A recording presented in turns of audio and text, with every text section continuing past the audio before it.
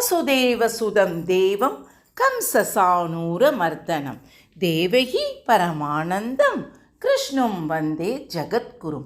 நான் பாலகோபாலா பக்தை, உங்கள் சகோதரியான லதா பேசுகிறேன். அனைவரும் கிருஷ்ணன் அருளை பெற சப்ஸ்கிரைப் பண்ணுமாறு வேண்டிக் கொள்கிறேன்.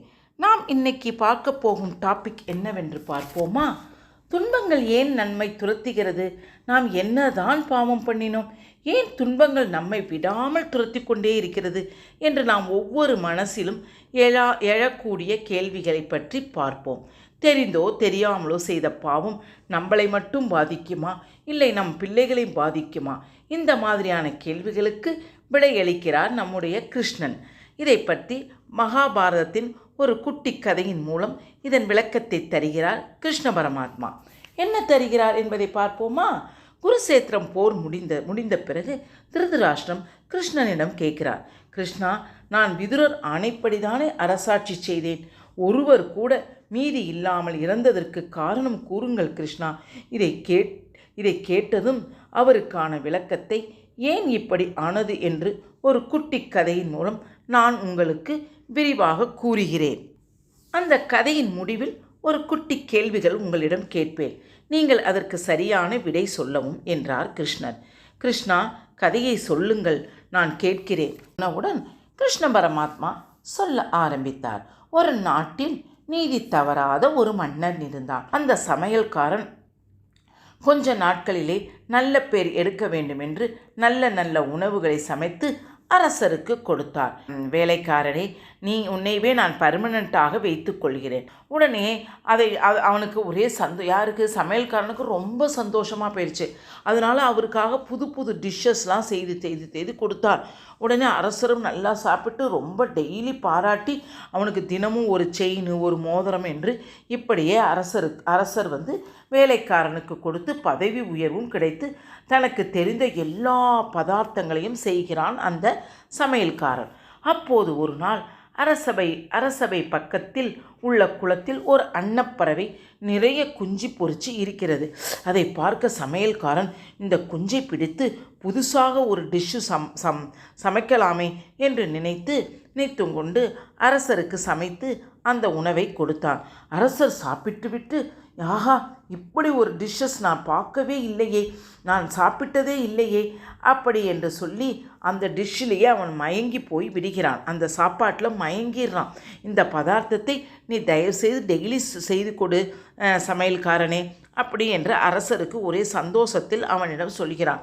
அவனும், ஓ சரி அரசே, நான் உங்களுக்கு செய்யாமல் வேறு யாருக்கு செய்ய போகிறேன் என்று அந்த சமையல்காரன் நித்தம் ஒரு குட்டி அதுக்கு அப்போ தான் அந்த அன்னப்பறவை குட்டியாக ஒரு குஞ்சு பொறிக்கும். உடனே அதை உடனே அடித்து சமைச்சு அதை டெய்லி அரசருக்கு செய்து கொடுத்தான். தினமும் அவனுக்கு பரிசும் புகழும் பாராட்டும் அந்த சமையல்காரனுக்கு கிடைத்தது.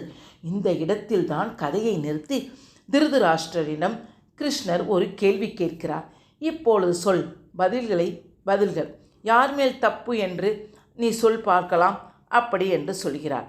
அதற்கு சமையல்காரன் பணத்திற்கு ஆசைப்பட்டு வேலை செய்தான்.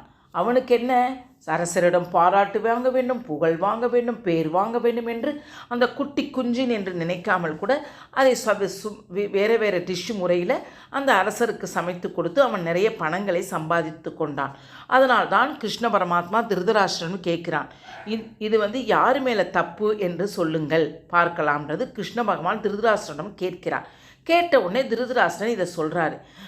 அது என்ன உணவு என்று அறியாமல் மீண்டும் அந்த உணவை வேண்டுமென்று கேட்டான் அல்லவா, அதை சுவைத்த அரசன்தான் தவறு இழைத்தவன் ஆவான் என்று திருதராஷ்டிரன் கிருஷ்ணனிடம் அதற்கு தகுந்த விடையை கூறுகிறார். கிருஷ்ணன் மெல்ல சிரித்து கொண்டே, கரெக்டாக சொன்னீர்கள் திருதராஷ்டிரனே, நீங்கள் அரசனாக இருந்தும் மன்னன் செய்தது தவறு என்று கூறினீர்கள் பாருங்க. அத்தகைய நீதிதான் இன்றைக்கு பீஷ்மர், துரோணர் போன்ற சபையில் உங்களை அமர்த்தி உங்களுக்கு நல்ல மனைவியையும் 100 குழந்தைகளையும் நல்ல குடும்பங்களையும் வாய்த்து கொடுத்தது. அப்படி இருக்க நீங்கள் கண்ணில்லாமல் இருக்க காரணம் என்ன? 100 பிள்ளைகளையும் பறிகொடுத்தது எதற்கு என்று கேட்கிறீர்களா? இதோ நான் சொல்கிறேன் திருதராஷ்டிரனே. உடனே கிருஷ்ண பரமாத்மா கூறுகிறார், நான் கூறிய கதை அனைத்தும் உங்களுடைய கதைதான். நீங்கள் போன ஜென்மத்தில் நீங்கள்தான் அந்த அரசர். சென்ற பிறவியில் 100 அன்னப்பறவை குஞ்சுகளை நீங்கள் உணவாக உண்டிருக்கிறீர்கள். அந்த 100 குஞ்சுகளை சமைத்த சமையல்காரன்தான் உங்களுடைய மனைவி. பிறவியில் அந்த அன்னப்பறவைகள் எவ்வளவு வேதனை அடைந்திருக்கும். தன்னுடைய குஞ்சுகளை நித்தம் நித்தம் நித்தம் பொரித்து சாப்பிடுகிறானே இந்த அரசன் அப்படின்னு எவ்வளோ கவலைப்பட்டிருக்கும். அதனால்தான் உங்களுக்கு இந்த ஜென்மத்தில் 100 குழந்தைகளும் இல்லாமல் போய்விட்டது. நீங்கள் என்ன எதுக்கு கண்ணு தெரியலன்றதுக்கு அதுக்கு ஒரு அர்த்தம் இருக்குது. நீங்கள் கண்ணு இருந்தும் அது சைவமா அசைவமா என்று வேறுபாடு தெரியாமல் நீங்கள் அந்த உணவை கண்கள் இருந்தும் கண்கள் இல்லாத போல அந்த உணவை சுவைத்து சுவைத்து சாப்பிட்டீர்கள். அது அன்னப்பறவை குஞ்சா இல்லை என்னன்னு என்று தெரியாமல் சாப்பிட்டு விட்டீர்கள்.